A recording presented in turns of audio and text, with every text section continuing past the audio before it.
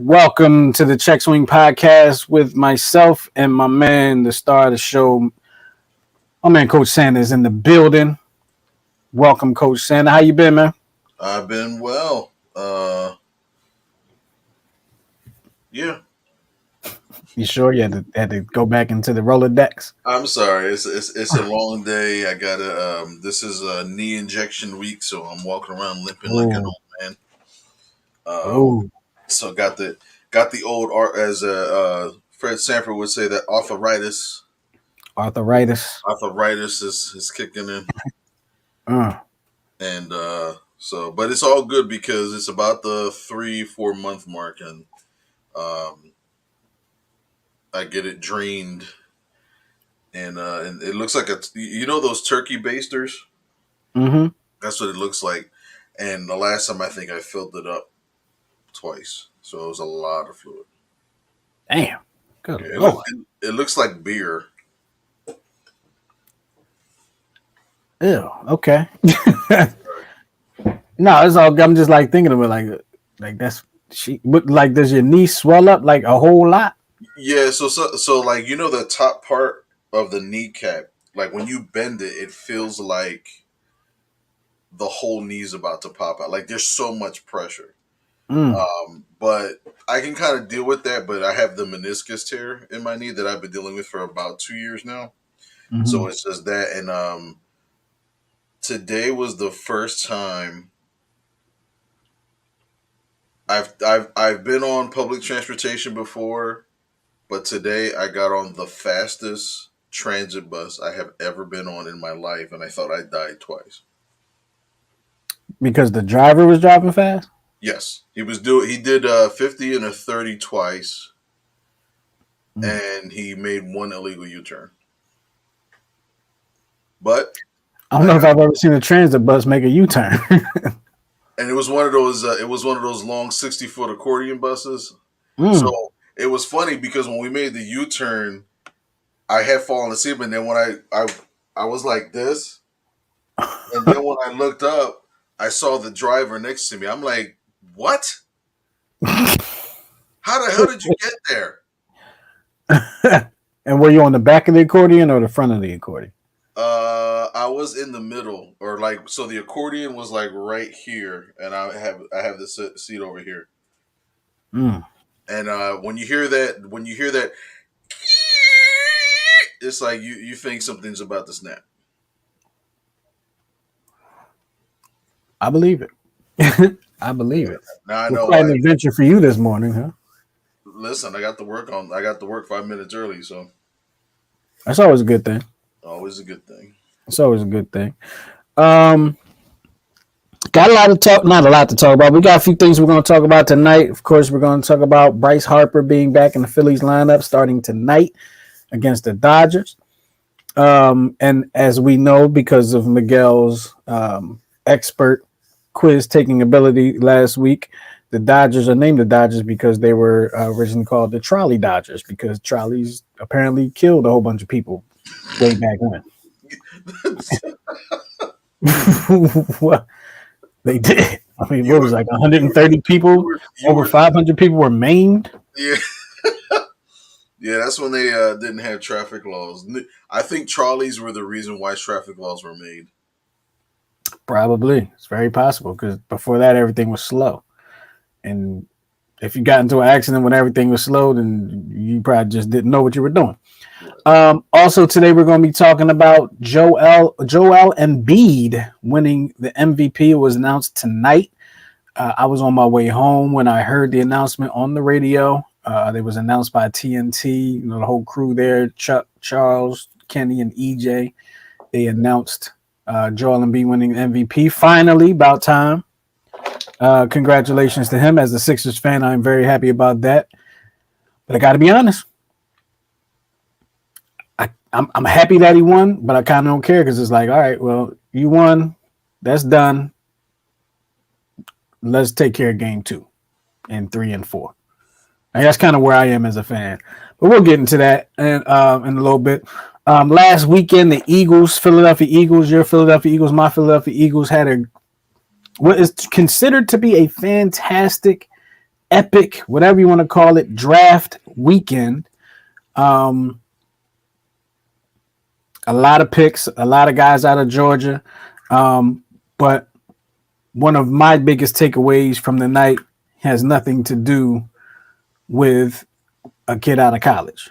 All right, we'll talk about that shortly. And of course, because Miguel lives in Baltimore, because he's Don't in that don't area don't and he don't sends me updates about stuff happening in Baltimore don't do that. Don't do that. because he wants to be in Baltimore and have big fun with the wretched. We are Wow. going. Do you get that reference, Miguel? Yeah, yeah, yeah. I get it. We are going to mention that Lamar Jackson was it an extension or was it a new contract? So it was a new contract for 5 years. Um, because he originally signed the what tender is that? The franchise tender, franchise, Franchise, yeah. Mm-hmm. which gave him the opportunity to go seek a trade or whatever, whatever. So nothing was happening, and I really think that Baltimore had no intentions of trading. It just didn't make sense. But I think they allowed the saga to go on and people to assume stuff, and But I think this was all kind of Baltimore said, "You want that kind of money? Go ahead, find that kind of money. Go ahead, do it. Let's see if anybody pays you that kind of money and does what you want. Let's find out." Didn't find it, and well, he's still a Raven, and he still got some. Was his contract bigger than Jalen Hurts' contract? it's the he's the highest paid player right now. So it was bigger than Jalen Hurts' contract, and he's never seen a Super Bowl. Well, yeah, but I think he's getting paid for the simple fact that because I think the same thing. Not well, I guess it didn't happen to McNabb, but before he made it to his first Super Bowl, he had a big contract year, and remember he had James Trash and Todd Stingston, and he didn't make it to the Super Bowl till they got To, which was the difference maker. So Only difference is I don't. And correct me if I'm wrong, Miguel McNabb never won an MVP correct. because I believe at that time it was Peyton Manning and I Tom think Brady, Aaron Brady. Rodgers, I think Kurt Warner won it once. Kurt Warner. Yeah, Kurt Warner was in there. So there's a bunch of competition for him to win the MVP. Not saying that there wasn't competition for Lamar Jackson, but I believe Lamar Jackson won it in like his first or second year, and I don't think he's won more than one playoff game. Am I correct? Yeah, I believe he's 1-4 in the playoffs, 1-3 in the playoffs. 1-4. So But we'll see if that changes. We're gonna say no, but again, I mean, he didn't have top shelf receiving, and you see what Hertz was able to do with good receivers. So oh, absolutely, I absolutely. I'm in no way down talking Lamar Jackson, even though it may sound that way. No way down talking him because I am a fan. Excuse me, I am a fan of Lamar Jackson. I like watching him play.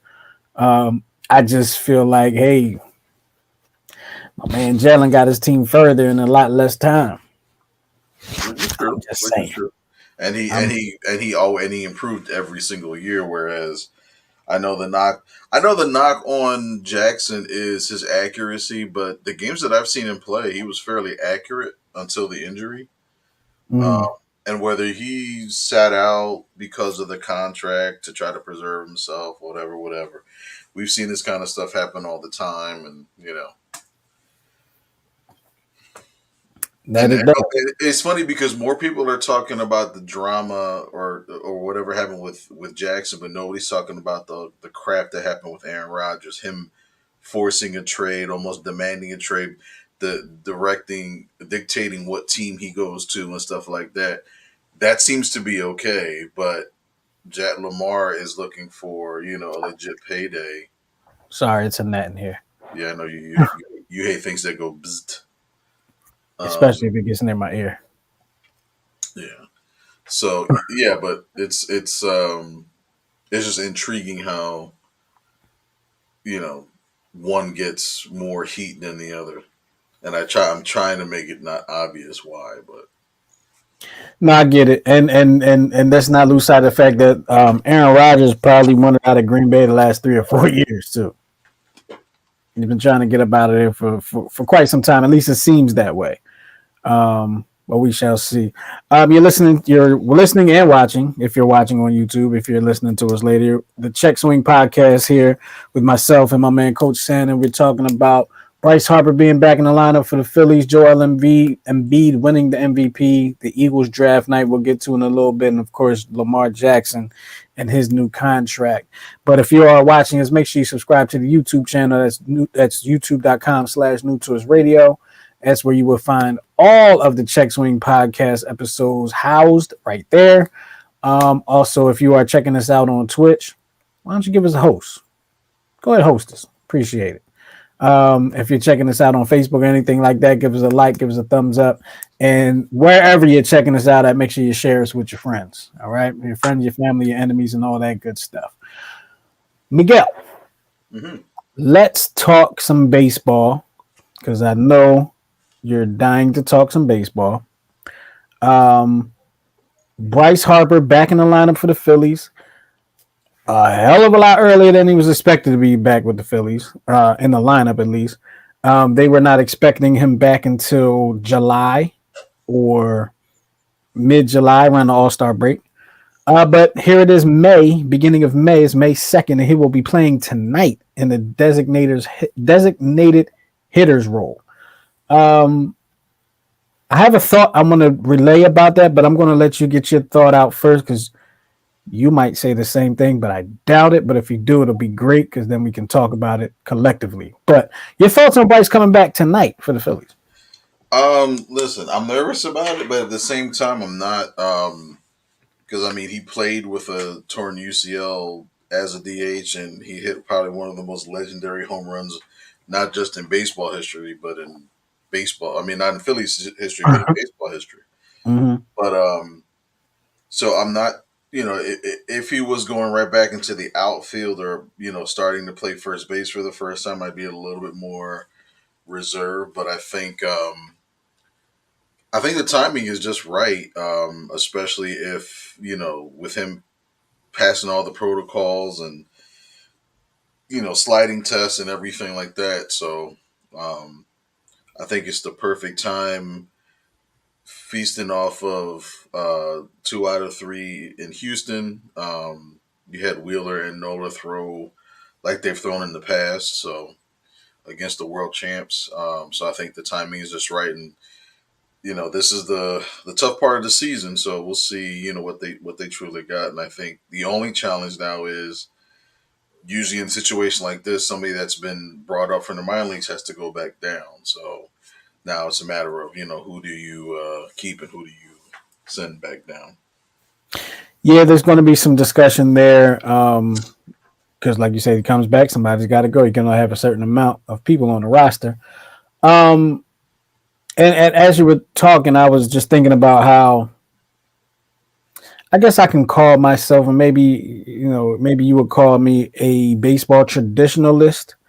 I wasn't really for all the rule changes that was happening. I'm still against the shift rule, even though I know I hated the shift when they would play the shift because it kind of made the game boring. I'm still against the shift rule. I feel like, look, if you're going to set your defense up a certain way, and you're taking a risk, and you shouldn't have a rule that says you're not allowed to take a risk.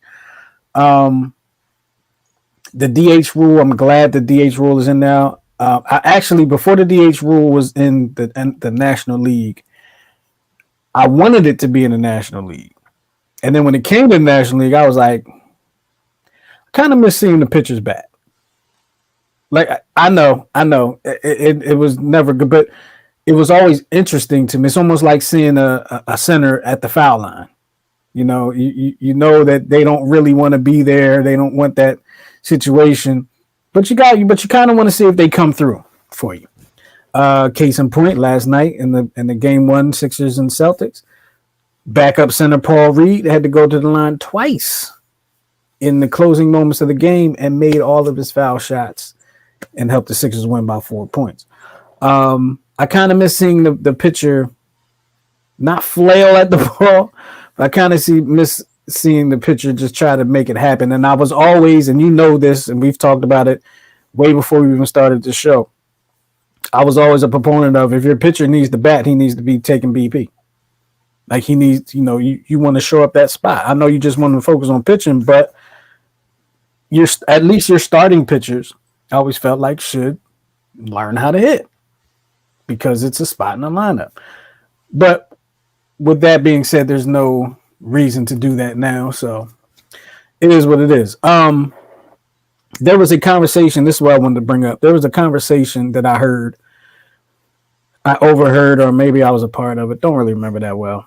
But yesterday, and that said that somebody in the conversation said something about Bryce Harper using performance enhancing drugs to be able to come back so fast. Um, Hate to have this conversation, but I think it's worth a small discussion because we know that. Let's lay out some of the things we know. He's not going to be throwing the ball. He's not cleared to throw the ball. He's not cleared to play the field. He's cleared to bat. He's cleared to swing. He swung with this same injury unrepaired last year, did well. So if he's cleared to swing, great. What we also know about a lot of baseball players, a lot of athletes, period, is they will use performance enhancing drugs to come back from an injury. And in no way, shape, or form, please understand there's no way, shape, or form am I accusing Bryce Harper of using performance enhancing drugs. But the conversation is going to be out there, and I do believe, it's my opinion, that he will probably be tested for it as soon as the next drug test round comes around. What say you to that, Miguel? Well, the other side to that is that, believe it or not, there is, I believe, a stipulation in the collective bargaining agreement that will allow athletes to use certain medications or certain drugs or certain processes, if you will, providing that it's clear from your system within X amount of days before returning to the field. And I know even last year when they were trying to repair the injury, they were using like this blood plasma kind of technique where they take like blood plasma, they like They take it out spin of it. you, they put it in like this little spin wheel and like rejuvenate it and then re-inject it back in. Um, and even I know one, the one thing that I think Barry Bonds was kind of, I guess, caught with or questioned about, which is growth hormone. Mm-hmm. There are growth hormone therapies that, again, if it's used to repair a legitimate injury, even steroids to a degree, like some steroids are used for like those that are recovering from like an asthma attack. Like there's albuterol, Mm-hmm. which is Yeah. technically a banned substance. However, if you actually have an event like that, you can utilize it and not be suspended for it. You just can't have it in your system while you're playing in the field. So Mm-hmm. if he has done that with all the protocols in place, it actually should not be an issue. Because again, now he's back to playing shape and playing form. So if he had to use it to recover, why not? That those remedies, those therapies are actually that's what those were designed for. It was just back in the steroid era, it was used to enhance versus repair. Mm-hmm. So that's kind of like the play on that, if you will.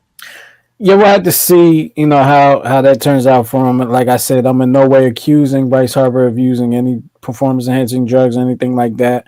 All I'm saying is I'm sure the league will be testing him as he comes back quite early from an injury that they expect him back in July. And it could be the case that they don't expect him to be full participant until July. Like that could still be the case. But we'll have to see. I think it'll be Um, I think it'll become a real issue if all of a sudden, like his first 8 at bats, he hits home runs. Because I remember this was an issue when remember Raul Ibanez when he first came up to the Phillies, and I Mhm. think the first half at the All Star break he was at like 30 home runs, but he was like 40 years old. Everybody's like, where the hell did this come from? He's got to be on steroids. And some douchebag who I think his handle was I live in my mother's basement or whatever started that rumor, and people that's when people were getting upset that reporters were turning into bloggers were like reporters now. So but I think if you see any quick success right off the bat, then there may be that question.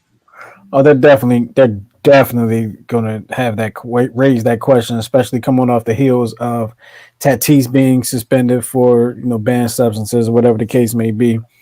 You're, He's you're definitely going to see that if Bryce has immediate success at the plate. Did you see did you see the video with Tatis dancing in the outfield?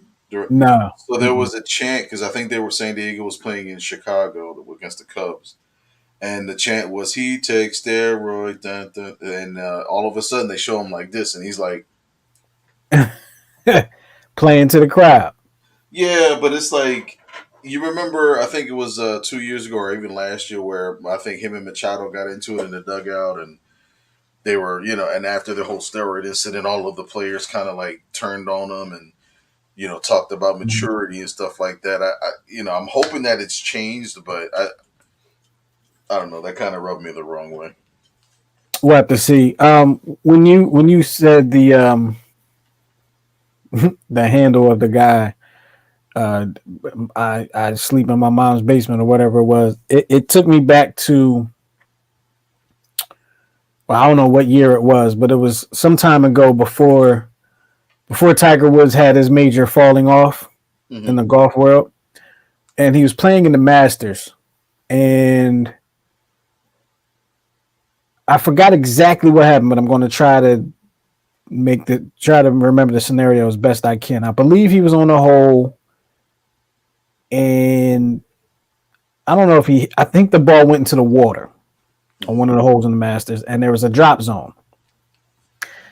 And I want to say wherever he dropped the ball, he wasn't supposed to hit it from there or something. Something was a no go, but he played the ball, and then and he played a great shot, right?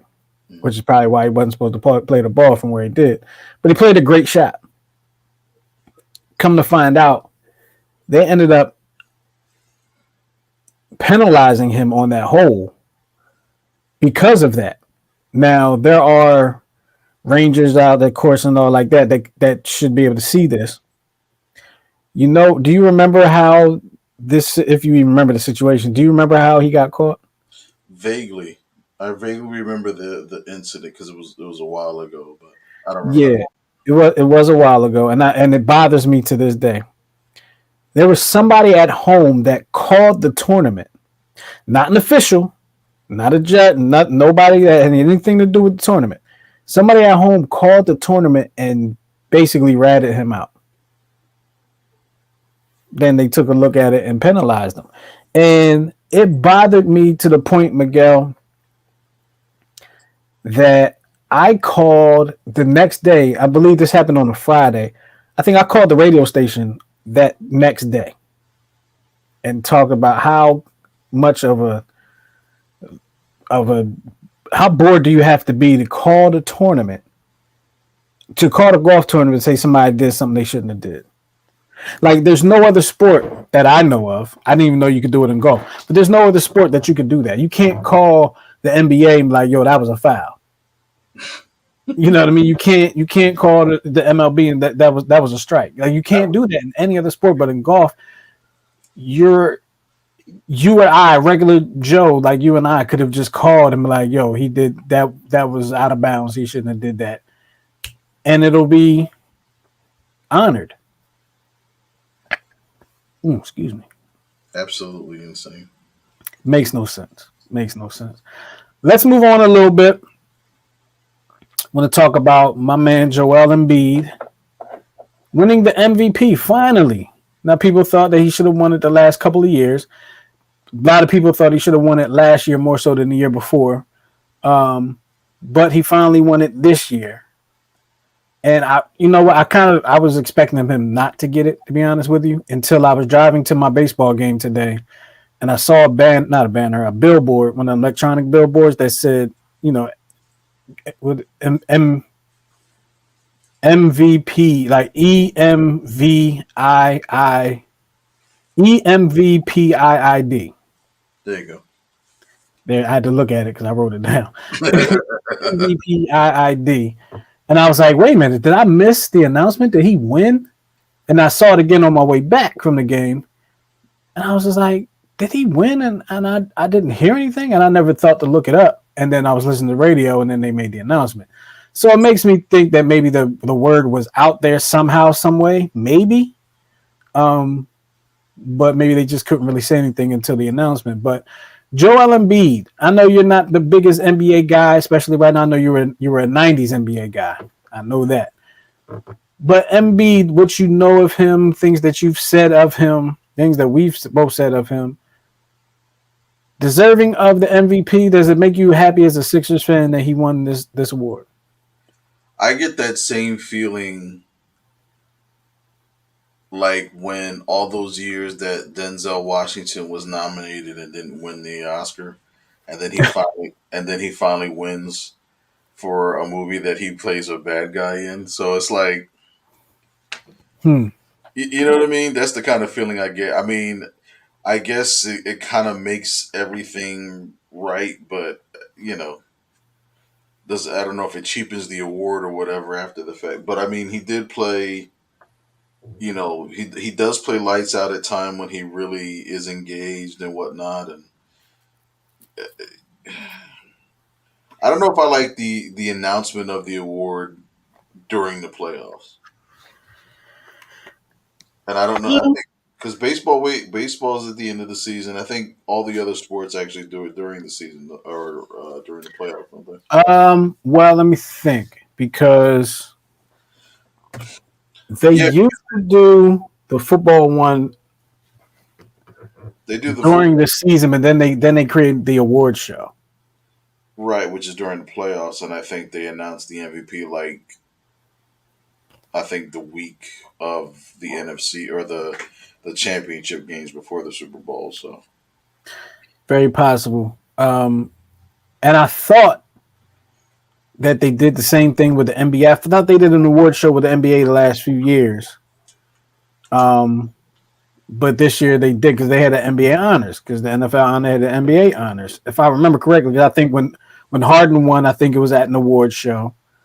Um, can't remember everything, but I do remember when Iverson won. It was during the playoffs. It was right before a playoff game. They gave him the trophy, raised it. right. A lot of different players, got it while they were in the playoffs. Um, there was somebody that got it recently. I feel like their team got knocked out of the playoffs, and then they end up winning the MVP. And they don't do the MVP till like halfway through the playoffs, so they were knocked out in the first round and end up getting the MVP. Um, yeah, you know what, Miguel? It's funny that you say like it feels like Denzel, because it kind of feels like I guess in the hearts of Sixers fans, he's been the MVP. Hmm. You know what I mean? It just now you're getting recognized as such. Glad my glasses was there. I almost poked myself in the eye. um, but it is well deserved. He played his tail off this year, carried the team, and he was when they were interviewing him on TNT. He told everybody, he's like, yeah, we can celebrate this for 5 minutes and then we gotta get focused on game two, which I Yeah. like. I Well, like. yeah, about time. I just hope he didn't celebrate with Chick-fil-A. But who knows? They're in Boston, so who knows what the hell how he's celebrating. But Donkeys. he had his team with him, and apparently, like everybody was like they were about to go to him on air, and everybody was like getting out of the camera way.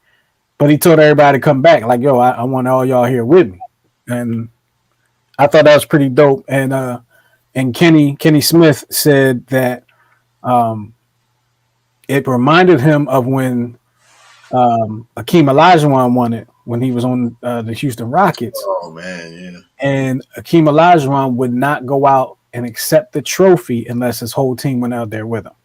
So it kind of reminded him of that. So hopefully he has the type of success that Akeem Olajuwon had from this point forward, because Akeem had a pretty good career. Would you say the Celtics are the toughest Eastern Conference opponent? Remaining or just period? Both. Toughest, I believe they are the toughest Eastern Conference opponent remaining in the playoffs right now. I believe they are the toughest Eastern Conference opponent for the Sixers, period, because for whatever reason, Mm-hmm. the Sixers just have so much trouble with the Celtics.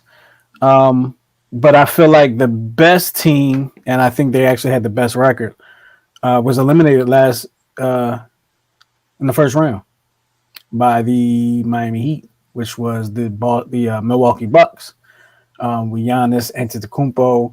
And that whole squad. I feel like that team matched up against the Sixers better than any other team in the Eastern Conference, and very possibly better than any team in the league outside of maybe the Denver Nuggets.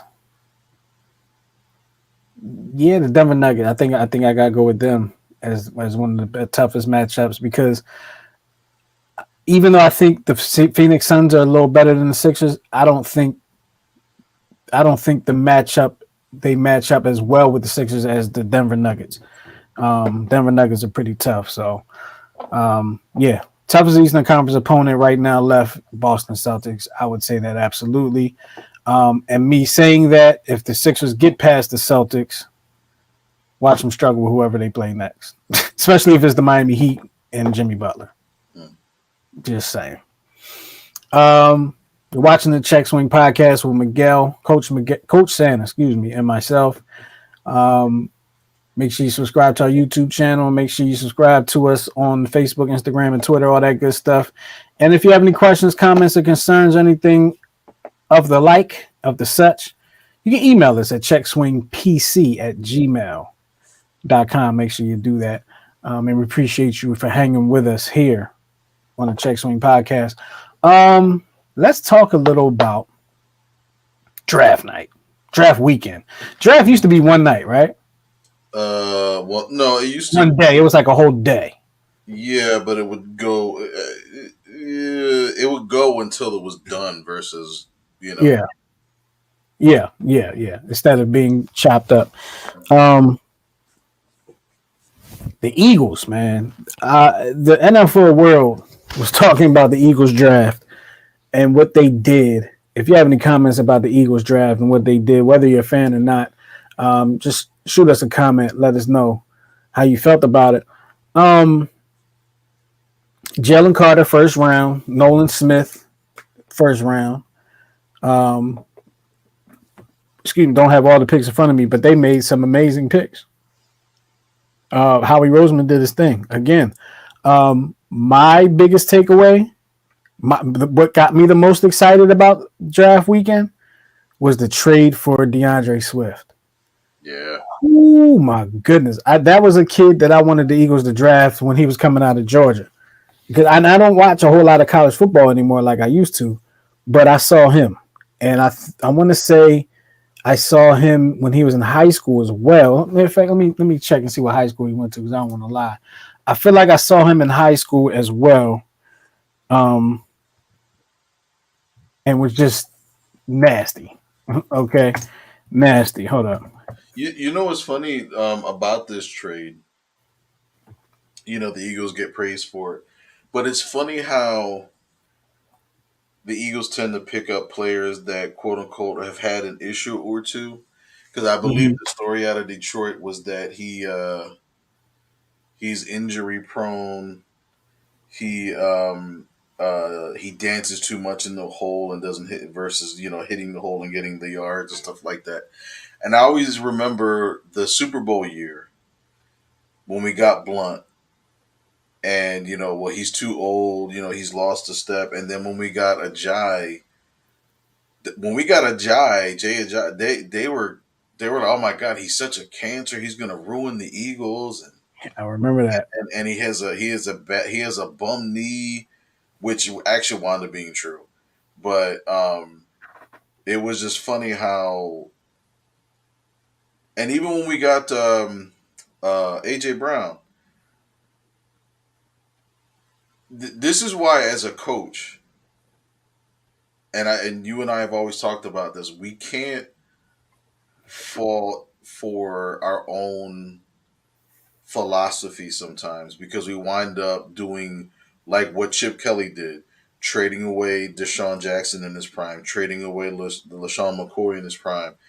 And it's like when you look back, it's like what, or even what's his name, Bill O'Brien from the Texans, and he just kept getting rid of great receiver after great receiver. How do you do that? You know what I mean? I don't get how some coaches and some organizations just fall in love with themselves and their systems to the point where even when they get players in their system, it's like, okay, but if you can't adjust, you know what I mean? You won't adjust. Yeah. I think that's what killed Andy in Philly. There was just Mhm. certain things, for whatever reason, when he went to Kansas City, now he's able to adjust a little bit. I just never understood that as a coach. Like, why am I going to make this player conform to what I believe is the right thing when obviously he has a talent that is so above anybody on your staff? Why would Yeah, I feel like the job of any coach, and I've never coached on a professional level, so don't shoot me. But I feel like the job of any coach at any level should be to make the pieces that you have work. Mhm. Um, I understand that you may have a system that you want to put in place, but if you have world class talent around you that your system does not, um, I don't know the word I'm looking for, but your system doesn't really mesh well with that, then as a coach, in my mind, it's your job to find out what does work and make it work for your talent. I feel like that's what a coach's job is, whether no matter what the sport is. And I think you're right, Miguel, when you say that is what did you say? You didn't say selfish, but it was like the coaches are being stubborn. It's the stubborn. That stubbornness is a form of selfishness It because is you're trying to prove that you're the smartest man in the room. right. Yeah, good point. Good point. And like in the case of Chip Kelly, there was a lot of weapons on that team that I felt like really probably would have done very well within his system. I mean, think about when he came, and correct me if I'm wrong, Miguel, please. He had Deshaun Jackson, LaShawn McCoy, not Zach Ertz. Who did he have? Brent Selleck, Brent Selleck, Michael Vick, Michael Vick, um, Jeremy Maclin. Jeremy Mack. I was going to say Jeremy Mack. I was trying to remember if he was with the Ravens or not at the time. Jeremy Mack. That and a great offensive line. That alone. I mean, when I think about great teams, right? Unfortunately, and it pains me, one of the first teams I think about is one of the greatest teams during our lifespan, Dallas Cowboys in the '90s. Okay, when they had Troy Aikman, Emmett Smith, Michael Irvin. They also had Jay Novacek. They also had what was the tight? Was Jay Novacek the tight end? Yeah, Or you was he had the fullback? and you had Moose Johnson as the Moose fullback. Johnson. Moose. That's what I'm thinking. Daryl Johnston as the fullback. Um, and then you had Alvin Harper on the other side of Michael Irving. And then you lose Jimmy Johnson. And then you bring in Barry Switzer. And what did Barry Switzer do? He made it work. He made it work. And that's what coaches are supposed to do. They're supposed to make the pieces work. You bring in a coach to take the pieces to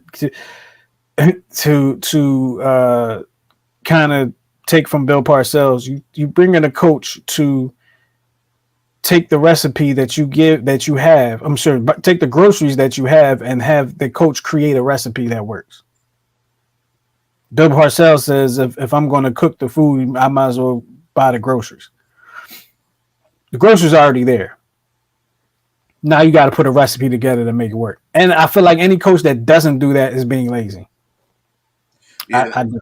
and that's why I have mad respect for Bill Parcells because he won maybe not a Super Bowl everywhere he went, but he damn near took every team he coached to a Super Bowl because he went to the Super Bowl. Cowboys.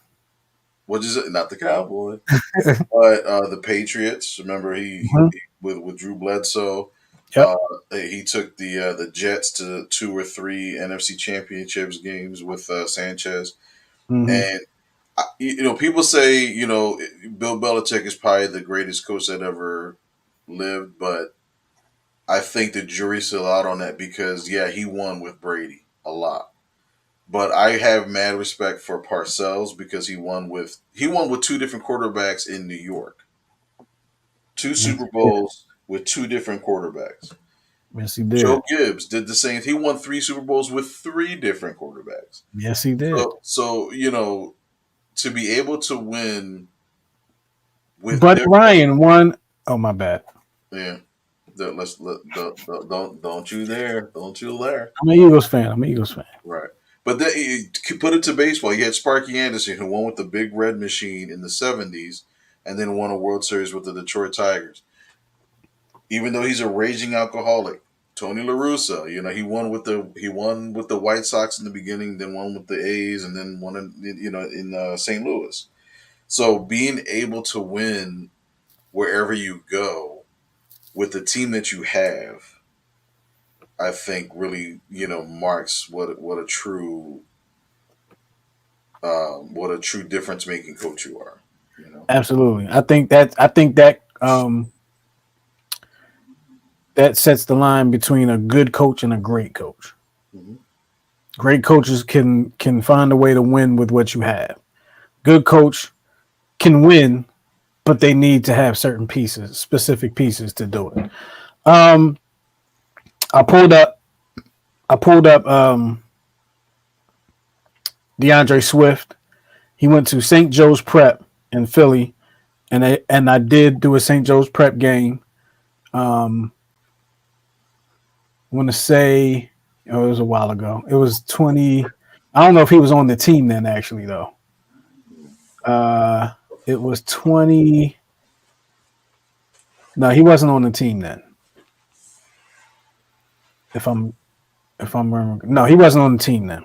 So uh, no, I didn't do a high school game with him. But anyway, that's neither here nor there. He's a beast. I'm glad to see him as an Eagle, and I hope that he has success because the Eagles. Let's be honest, the Eagles when they played Detroit this year, he ran all over the Eagles. He was almost the reason the Eagles lost that game. He had a day against the Eagles. Um, so kind of looking forward to seeing that. So, um, real quick, I'm going to mention something real quick about something Miguel has put up there and has brought to my attention. Let me find something else real quick, but it's the city jersey. What's it called, Miguel? So Nike, I believe 2 or 3 years ago, came out with the City Connect jerseys. So concept jerseys for different cities, but they only come out with maybe six or seven every season. Um, Mm-hmm. the first couple ones this year are Seattle Mariners, which I absolutely love. The Texas Rangers, not so much, and then the Atlanta Braves, who these the Atlanta Braves jerseys pay homage to Henry Aaron because those were the actual style jerseys that they wore in the '70s. And I have a problem with the Atlanta jersey. is it the A? It's not the A. It's the. And let me tell you why. They already wear jerseys that look like that. Say again. They wear the throwbacks during the year. Right. So they're kind of All they really did was put the on there and called it their city jersey. and got rid of the Atlanta and yeah. So they kind of They kind of punted on that one. yeah they did. Like that's terrible, Atlanta. As a one time fan, as a little kid, I'm disappointed in you, Atlanta. I'm a little bit disappointed in the Rangers jerseys. Oh, those are the ones in the bottom right hand corner. Right. Yeah. Those are the Yeah, they Rangers. suck. Yeah. Those are terrible. I do like the fact that Nike kind of pushed back because I think I was reading a story from a couple of the players on Seattle about the black pants and how What they the were black kind of what? the black pants Okay. and how some of them were like kind of pushing back on it because they said it looks kind of like beer league ish and stuff like that. But Kind I of is. actually, I mean, I like the look. Like, I like the look, but it is beer leaguish when you think about it.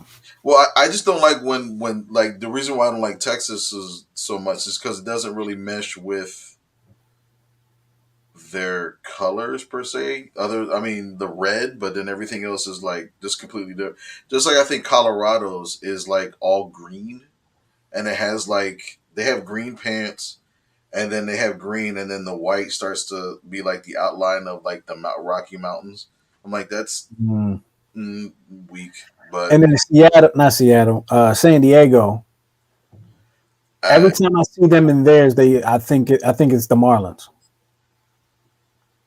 because they have those Miami colors. Those that teal. I don't know if it's teal, but that like that light blue and the pink, like the yeah, Miami Vice colors.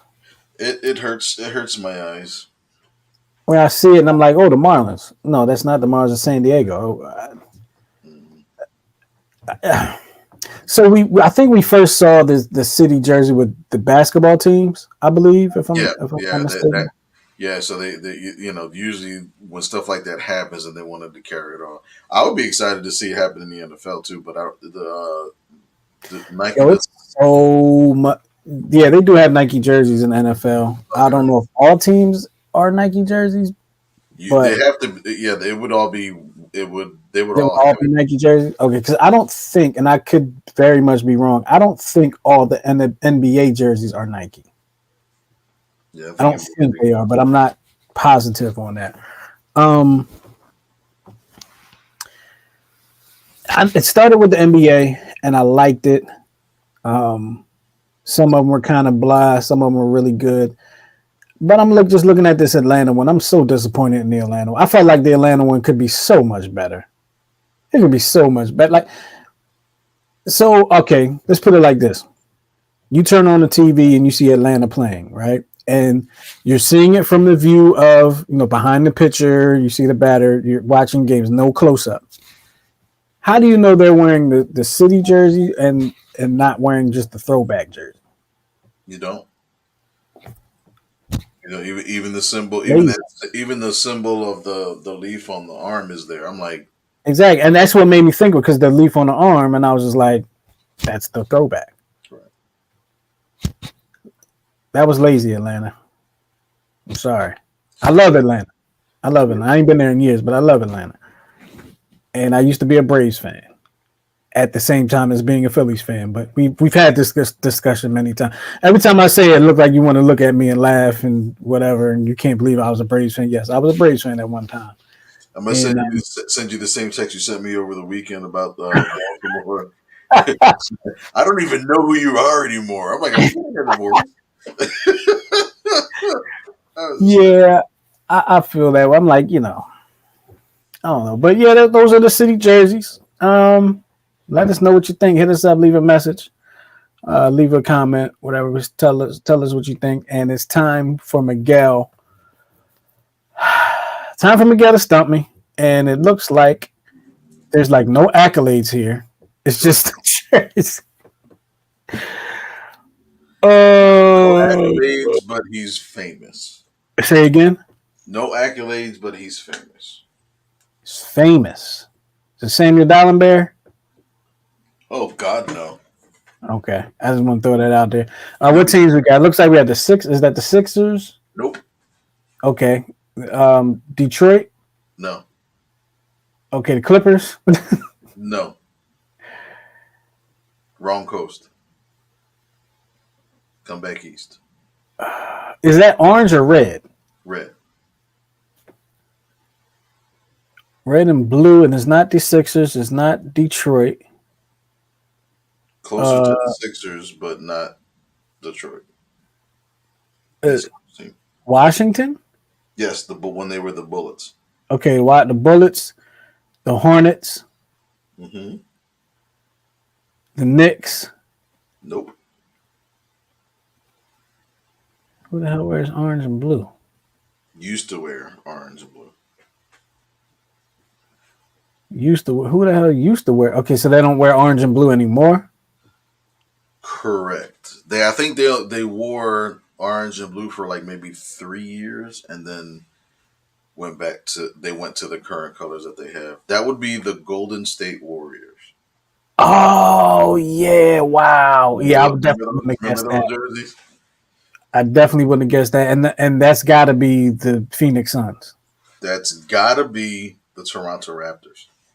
What? Oh my god! All right, so you got the Bullets, the Hornets, the Warriors, and the Raptors. Uh-huh. Bullets. Got it. I got it. Muggsy Bogues. You're good. Telling you, man. Basketball. Basketball's been very good to me. Mm-hmm. Trying to tell you. I forgot he played for the Warriors though, but I know he played for the Bullets. He's actually from Baltimore. He's a Baltimore. He went to Dunbar High School. Yep. Yep. With I'm gonna say Kendall Gill was on that team. I'm gonna say they have two, maybe three NBA players on that team. I have to look it up. I'll look it up in a minute. Look at Mike looking down on him. That's messed up. And you got one of my other favorite players in the background down the bottom, my man Gary Payton. He was one of my favorite players of all time right there. The glove. I used to call myself the mitten back in the day. I know. I know. He was the glove. I was the mitten. It is what it is. Wasn't Gary Don't tell me. Payton the one that had all those children? No, No, that's I think Sean Kemp. Sean Kemp. Sean Yeah. King had all them kids. Gary Payton's son actually plays in the league right now for I know he was playing for Golden State. He might be back with Golden State. I thought he signed somewhere else. But anyway, would you like a trivia question today? Sure.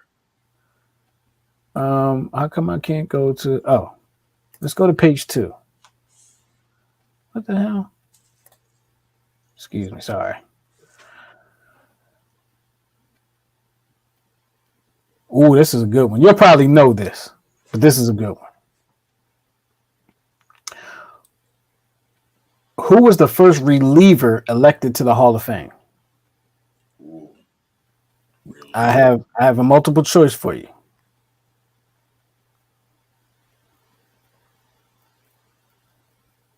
Let me know if you need it. Can you tell me the era? Not really, Oh, because I want to say 3 of these guys probably played around the same time. Where the fourth person, I have no idea when he played, all and right. I almost want to just say he played like way back in the day, Gotcha. but I can give you multiple choice. Reliever. Would it be Raleigh Fingers? Riley Fingers is his answer. Let's see what we got. Riley Fingers is not correct. Okay. What are the choices? Riley Fingers, Goose Gossage, Dennis Eckersley, Hoyt Wilhelm.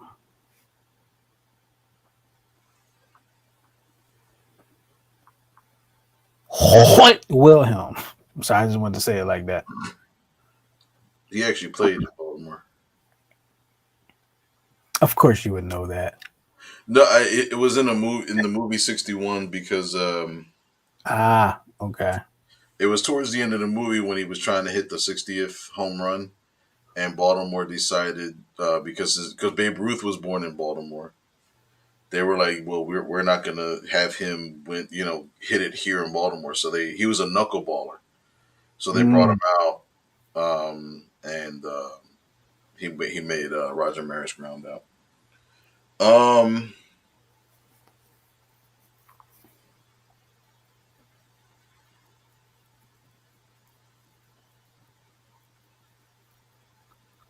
mm. I gotta make noise for the people that's listening so they don't think we went off the air. whatever. I'm gonna say you said it was Hoyt Wilhelm, Dennis Eckersley, and Goose Goose Gossett. Gossage. And we already know Raleigh Fingers is not the correct answer.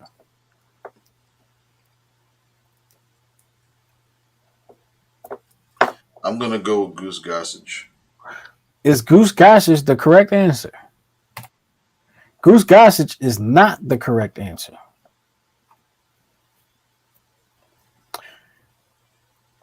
Do you have another guess out of the two? 50-50 shot.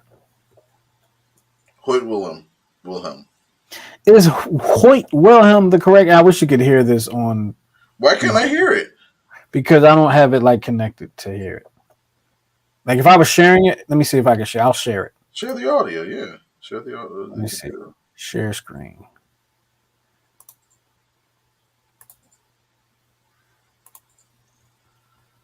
Now let me see.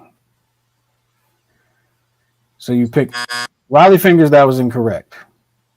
You chose Goose Gossett. That was incorrect. And then you said Hoyt Wilhelm. Yeah, Hoyt Wilhelm. Can you hear it now? yeah. Hoyt Wilhelm is correct. Was nearly 30 years old when he entered the major leagues and pitched until he was nearly 50. He retired with one of the lowest career earned run averages, 2.52 in baseball history. Wow. And I'm going to stop sharing the screen so you can not study all the other questions that's up there. I know that's what you were trying to do. All right. Well, there you have it. Hoyt Wilhelm was the first reliever ever elected to the Baseball Hall of Fame. Any last words before we get out of here, Miguel? Coach Santa? um, Peace and love and harmony. Um, I was having a conversation with a parent that I was whose sons I'm doing private lessons with, and it was encouraging to see like a father really involved in their sons' lives. So to like the dads out there that are like real trying, that are really trying and not trying to like work through any baby mama drama. Like these guys, these kids out here need their dads. There's a lot going on, and I'm seeing one thing in these bus rides that do see on the way to work, coming home from work, is I just see a lot of hopelessness, Mm. um, and a lot of like just a lot of young kids just getting lost. You know what I mean? A large majority of the shootings that are happening in Baltimore are happening with kids. A 13-year-old shooting a 15-year-old, a 15-year-old shooting a 17-year-old. So it's like, you know, to the dads, if you don't think that you can be effective, now's the time. So I just that was just on my heart. So Hey, well said. Well said. Same things happening here in Philly. I'm sure a lot of other cities too. So people need to step up somehow, some way, try to get these things to cease. We need these things to stop. I was just thinking about the other day how like there are people that were with us 5 years ago mm, that should still be with us today that are not with us due to violence and COVID. Think about that. Like COVID people just happened to get sick and a whole bunch of them died. And then there, you got the violence that's going on, senseless violence, and they're no longer with us for whatever the reason. They're not with that, like they're not coming back. And people got to realize, man, this stuff is permanent, and life is too short to just be worrying about somebody disrespecting you or whatever the case may be. All right, and that's all I'm gonna say about that. I want to thank you for checking out the Check Swing podcast once again with Coach Santa and myself. We will be back with you next week for another episode of the Check Swing podcast. Make sure you tune in and make sure you check us. I'm sorry, make sure you share us with all your friends and family and enemies and your relatives and all that good stuff. With that being said, for Miguel and myself, we're going to get up out of here. We'll talk to y'all next time here on the Check Swing podcast. Peace.